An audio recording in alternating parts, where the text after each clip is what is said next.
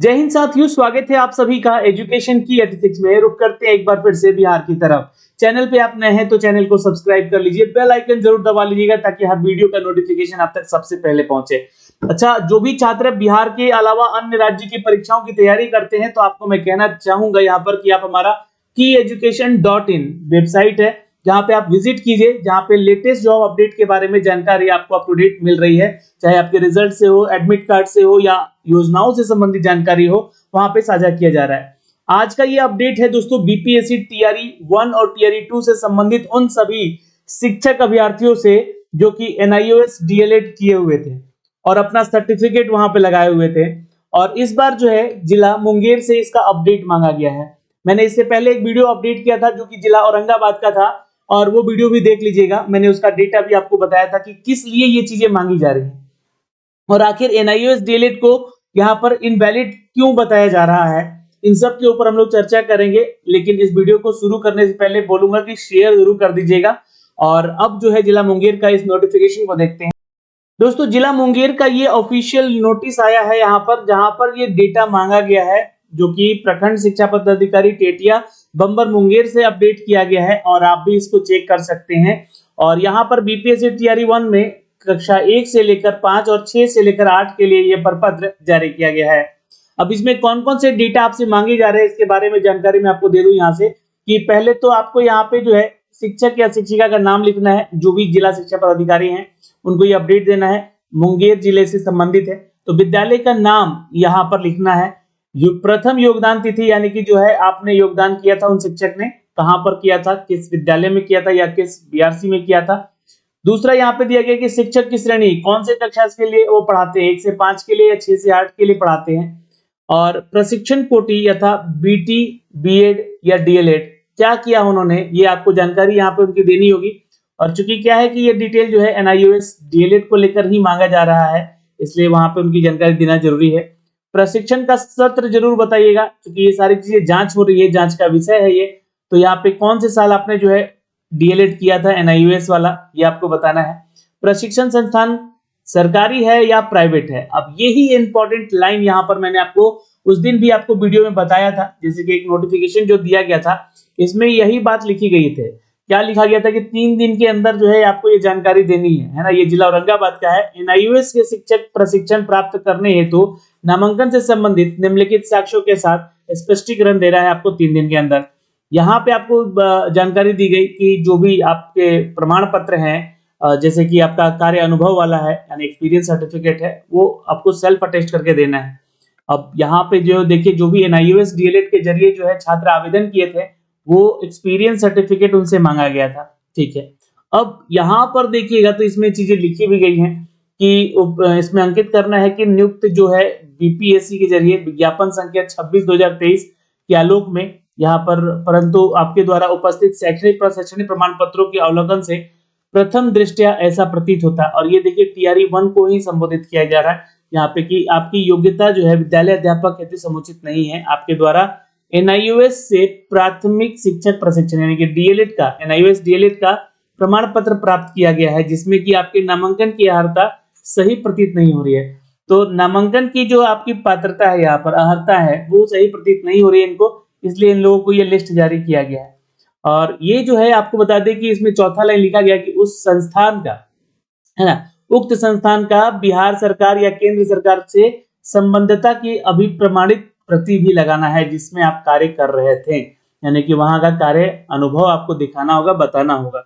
कार्य अनुभव प्रदान करने वाली संस्था या विद्यालय में आपकी नियुक्ति पत्र स्व अभिप्रमाणित होनी चाहिए, यानी कि सेल्फ अटेस्ट होना चाहिए आपका। और यहाँ पर कार्य अनुभव अवधि जो है आपका, ये वेतन भुगतान का प्रमाण पत्र, यानी कि अगर देखिए तो सैलरी स्लिप वगैरह की बात की जा रही है, या बैंक में आपके खाते में पैसा आता होगा तो उस बैंक का खाते का पासबुक का भी आपको फोटो चाहिए, इनको यहाँ पे प्रमाणित करना होगा इनको यहाँ पे, और ये सेल्फ अटेस्ट करके देना है। ठीक है, तो ये जानकारी आपको यहाँ पर मांगी गई थी, है ना, तो वो जानकारी आपको यहाँ भी देनी है, ये ध्यान रखिएगा। और ये यहाँ पे अपडेट करना है। और प्रशिक्षण संस्थान का नाम आपने कहाँ से जो है एनआईओएस जो है जो डीएलएड किया है वो जगह का नाम बताइएगा, है ना, संस्थान का नाम बताइएगा किस संस्था से किए हैं। फिर यहाँ पे मांगा जा रहा है कि प्रशिक्षण संस्था का पता, यानी कि एड्रेस ऑफ एनआईओएस डीएलएड जहां से आपने किया है, फिर यहाँ पे प्रशिक्षण नियामक यथा NIOS ODL अन्य जो भी है आपका यहाँ पर वो बताइएगा। NIOS है आपका। क्या शिक्षक सेवक पूर्व सरकारी विद्यालय या निजी विद्यालय में कार्यरत है? तो अगर आप निजी विद्यालय यानी कि प्राइवेट स्कूल में यहाँ पर थे तो उसके बारे में भी जानकारी दीजिएगा। अगर आप सरकारी स्कूल में थे तो उसके बारे में भी जानकारी दीजिएगा। यदि हाँ तो विद्यालय का नाम और पता यहाँ पर लिखिए। अवधि कब से कब तक की होनी चाहिए यानी कि ड्यूरेशन आपका कब से कब तक आपने पढ़ाया है वो बताइए। पूर्व सेवा का विरमण त्याग पत्र का साक्ष्य संलग्न करें यानी कि आप जो पहले जहां काम कर रहे थे वहां का एक्सपीरियंस सर्टिफिकेट के साथ साथ आपको यहाँ पर नो ड्यूज भी आपको दिखलाना होगा, है ना। नो ड्यूज भी दिखलाना होगा, ये बोला जा रहा है यहाँ पे। शिक्षक के आरक्षण कोटि यानी कि किस कैटेगरी से आप बिलोंग करते हैं वो बताइए। और BTET एग्जाम दी है या CTET एग्जाम दी है उसमें कितना अंक आपका आया है उसकी जानकारी दीजिए। और यहाँ पे अपना नाम लिखिएगा, है ना। यहाँ पे अपना क्या करना है, नाम लिखना है। और ये जो विवरण दिया गया है आपके द्वारा सही से भरा गया है। और यहाँ पे आपको सिग्नेचर करना है और तिथि और यहाँ विद्यालय के नाम कहाँ आप अभी कार्यरत हैं ये भर के जो है आपको कहा तो जिला मुंगेर के कार्यालय यानी जो प्रखंड शिक्षा पदाधिकारी है टेटिया में है, बम्बर टेटिया बम्बर में, ये इनको समर्पित करना है। ये जानकारी दी गई है दोस्तों। और इससे पहले मैंने आपको 2 लेटर दिखलाए थे, एक हंसपुरा का जो कि बारुण और एक हंसपुरा जो क्षेत्र है वो जो दोनों ही औरंगाबाद जिले का आता है। 30 अक्टूबर को ये डिटेल आया था। तो आज देखिए यहाँ पे 2 नवंबर है, आज यहाँ पर ये अपडेट किया गया कहाँ से, तो जिला मुंगेर से इसको अपडेट किया गया। इसी तरह अब हर जिले से जो है आपको ये जानकारी का अपडेट आएगा और आपको देकर यहाँ पर अपने जिला शिक्षा प्रखंड जिला शिक्षा पदाधिकारी को भेजना भी है। तो ये सारी जानकारी का जो प्रपत्र है ये प्रपत्र डाउनलोड कर लीजिएगा, मैंने आपको शेयर कर दिया है अपने टेलीग्राम पे, वहां से आप इसको डाउनलोड भी कर सकते हैं।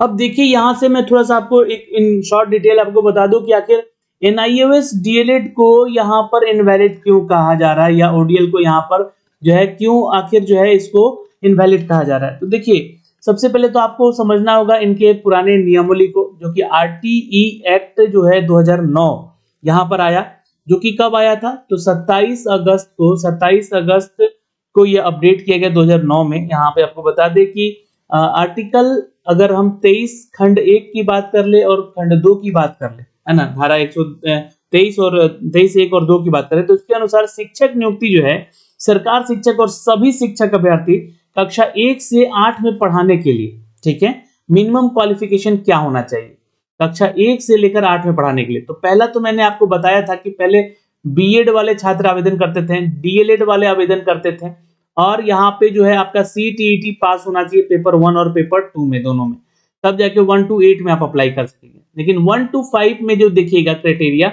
अब यहाँ पे डीएलएड कर दिया गया है। अब डीएलएड में 2 तरह का डीएलएड हो रहा है, एक NIOS यानी कि लॉन्ग डिस्टेंस जो कि national institute of open schooling से हो रहा है डीएलएड। अब ये डीएलएड जो है 18 महीने का हुआ। इसके बाद सरकार बोला कि आप लोग 6 महीने का ब्रिज कोर्स कर रही है, लेकिन ब्रिज कोर्स नहीं होने की वजह से इनको इनवैलिड करार दिया गया। तो ये सारे मामले थे। तो RTE जो 2009 है हमारा, इसको समझने की कोशिश कीजिएगा। यहाँ पे 23 के 2 खंड में जो हमारा आर्टिकल कहता है, यह संशोधन किया गया। कब किया गया?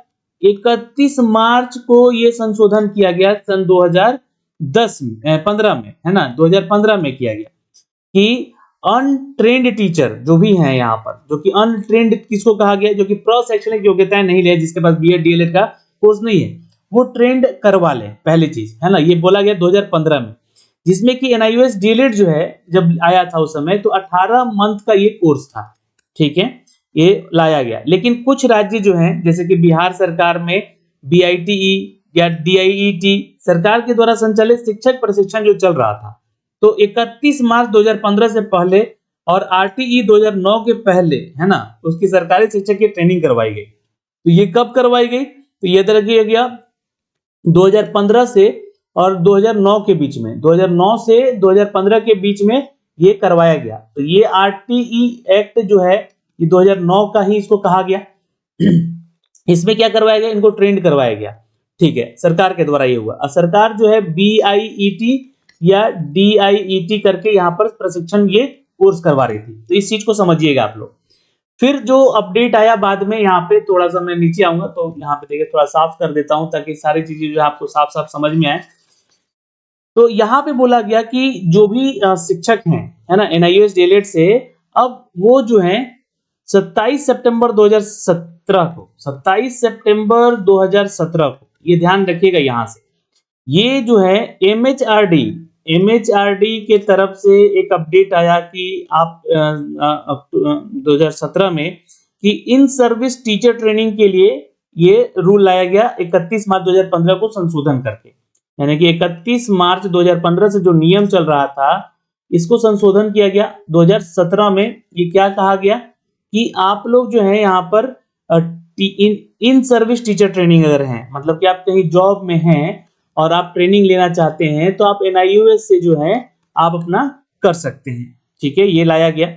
फिर NIOS DLED की ट्रेनिंग जो है वाले को कुछ निम्न दस्तावेज भी दिए हैं, जैसे कि वन टाइम पोर्टल पर इसको दस्तावेज दिया गया कि 2015 से लेकर 2017 तक ये जो है किए हुए हैं कोर्स, और ये 2 साल का अनुभव इनको साथ में प्राप्त है, तो ये वैलिड होते हैं। 2 साल का एक्सपीरियंस है तो ये वैलिड होते हैं। तो इस बात को भी ध्यान में रखा जाना था कि स्कूल में पढ़ा रहे शिक्षक का योग्यता कम से कम 12th पास होना चाहिए था, ठीक है, और 2015 से होने चाहिए थे ये, और क्योंकि अनुभव प्रमाण पत्र जो है वो आपका 2015 से ही बन रहा था, तो ये भी ध्यान में रखा गया था। और साथ ही साथ 2015 से जब वो स्कूल ज्वाइन किए थे तब समय समय पर शिक्षक का उम्र कम से कम 18 साल का होना चाहिए था, यानी कि इससे कम तो नहीं होना चाहिए आपका, क्योंकि नीचे के जो छात्र होते हैं वो बाल उम्र उनको कहलाता है, बाल मजदूरी कहलाता है, 18 साल से कम होते हैं जो, तो इसलिए 18 साल कम से कम एज होना चाहिए, तो ये क्वालिफिकेशन यहाँ पे बताया गया।